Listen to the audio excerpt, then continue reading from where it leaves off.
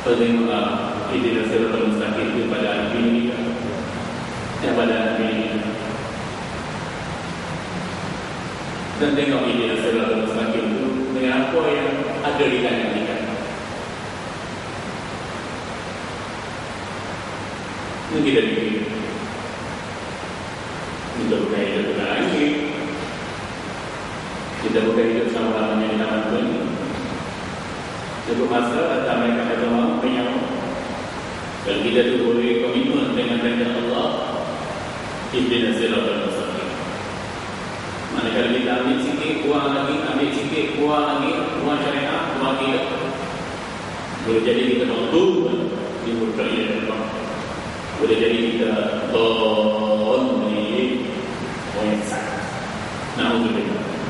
Bukan Ustaz Zamian yang bagi slogan Allah yang mensyariatkan kita fikir 3 jalan. 1 jalan benar, 2 jalan mutlak, 3 jalan sesat. 3 jalan Allah. Dalam satu peristiwa kala Nabi sallallahu alaihi wasallam menjadi tetamu pada saat lelaki baginda ditanya, wahai Rasulullah, apakah yang harus persembahkan padamu, sedikit juga ataupun sepotong daging? Lalu baginda menjawab, bawakanlah pada tubuhnya Islam bagimu. Rasulullah bila jadi tamu, apa tanya dia nak makan apa Rasulullah? Bawalah apa yang mudah punya Islam. Ustaz, makan apa Ustaz? Kambing goreng ke? Ayam bakar ke? Ayam minyak ke? Kekele ke? Orang mudah ya. Hadis ini jadilah menerangkan pada kita bahawa mereka yang berhujang dengan menggunakan perkataan Sayyidina Aisyah radhiyallahu anha tidak mengetahui cara pengembalian dari yang selain, atau mungkin mereka juga ingin mendapatkan kesamaran pada Allah pakai satu kelaluan. Kalau apa yang datangkan itu sesuai dengan hujah yang menepati cita rasa nafsu mereka, kita tak ikut agama ni, tak ikut nafsu. Lepas tu apa tentang dengan nafsu kita tak ikut. Antara itu betul tak berlaku dalam masyarakat. Kita nak guna duit zakat, nak bedah duit zakat, kita bedah. Lepas tu kita memperkuatkan hujah-hujah kita. Bila kita tak setuju dengan orang, kita serang orangnya. Bukan begitu cara kita. Hidup berinspirasikan hidayah daripada Allah. Saya tak bermaksud merujuk pada mana-mana individu tuan-tuan, tapi isu yang berlaku, begitulah penyelesaiannya. Kalau kita benar-benar ikhlas ingin mendapatkan keridhaan Allah Subhanahu wa taala. Kadang-kadang kita ikuti duit zakat bijak. 200 juta, 300 juta, 400 juta. Tapi nak ambilkan duit zakat tak apa nak bijak. Kalau nak kutip duit zakat, kita tunggu ke padang, tunggu ke lapangan masyarakat. Bila nak ambil duit zakat, berapa ramai pegawai zakat ia turun ke lapangan masyarakat. Pergi cari tadi, fakir, miskin, orang buta, orang tawanan, hamba abdi, dia kata kafir rekah tu, ataupun fisabilillah, ataupun orang-orang upaya, ada kita kata orang upaya ni, mak janda, ibu tunggal, bapa tinggal. Contohnya berapa ramai kita tidak tahu. Allah, tuan-tuan tengok, bahkan pendekatan yang dibuat oleh Padri lebih efisien daripada pendekatan yang paling kesadaran. Padri bawa duit untuk cari orang.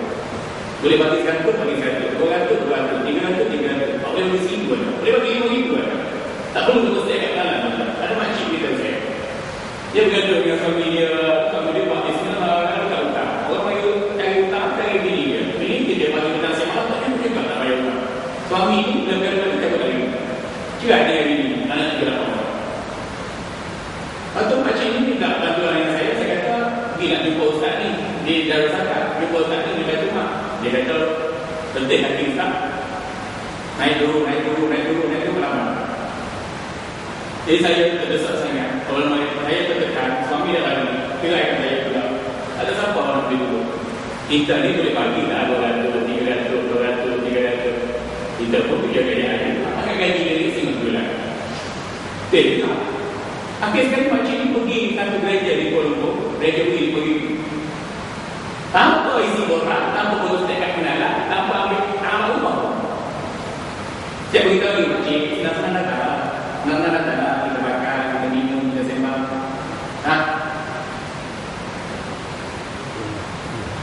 Bukan kita kata nak mengkritik, nak memburukkan imej pusat zakat kita, tapi sistem penyampaian kita biarlah lebih berkesan, lebih efektif dalam pelagihan zakat dan lebih bernilai gerak kerja kita berbanding rombongan Islam.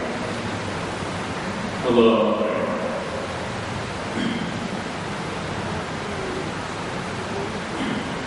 Kepada Allah sahaja kita meminta pertolongan. Jadi dalam agama kita ikut mudahkan kita Allah. Dalam begini juga sangat kita mengalihkan bahawa memilih adalah pendapat yang paling mudah, toleransi yang belajar cara Islam. Toleransi ada Islam, ada toleransi. Toleransi ikut nafsu lain pula. Itu berbeza. Begitu juga tadi rukhsah. Toleransi atau kelonggaran yang digunakan oleh cara ada sebab, ada cara, ada etika. Kalau ini ikut nafsu, ada sebab, ada cara etika, ada sahaja yang diberikan.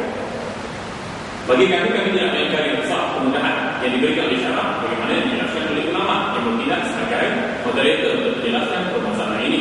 Akan tetapi permasalahannya ialah pencarian mereka kepada sesuatu yang paling mudah itu atau membawa penukaran daripada halal kepada haram, ataupun mereka sengaja ingin mencari rukhsah yang salah dalam agama. Kalau haram, orang kata nak gehi tak jadi halal. Pak haram nak pusing hutang, langsung jadi halal juga. Kadang-kadang setengah orang dia ada kepentingan, dia tanya kita Ustaz, benda ni haram, dia tanya kita Ustaz, mana Ustaz, ini kalau buat gini, kita kata haram. Ini kalau saya buat gini, haram juga. Kalau buat gini, haram juga. Tak ada haram. Kalau Ustaz kata haram, insyaAllah Ustaz, saya bantulah dakwah Ustaz tu. Saya bantulah, dia tak Ustaz, saya bantu dia. Oh ya, itu dah suam. Asal model-model. Dan so kita kata halal juga. Kali tanya haram, 2 kali haram, 3 kali haram, 4 tak ada perkara lain. La ilaha illallah. Dan so kita sepakat dengan dia. Sebab dia ada kuasa, ada pengaruh, ada duit. Dia nak suruh akhir kali kita ni ikut pandangan dia. Alhamdulillah. Takkan alim ulama nak lacurkan agama semata-mata nak cari kemewahan dunia. Nehi berbunyi nehi. Prinsip saya begitu juga. Prinsip saya memang begitu. Kalau tuan-tuan tak boleh terima, tuan-tuan jadi saya. Sudah. Kalau tuan-tuan tanya saya, dia. Tanya saya, dia. Tanya saya, dia. Kalau nak makan, bagi saya. Bukan kita seorang. Kita seorang itu Allah.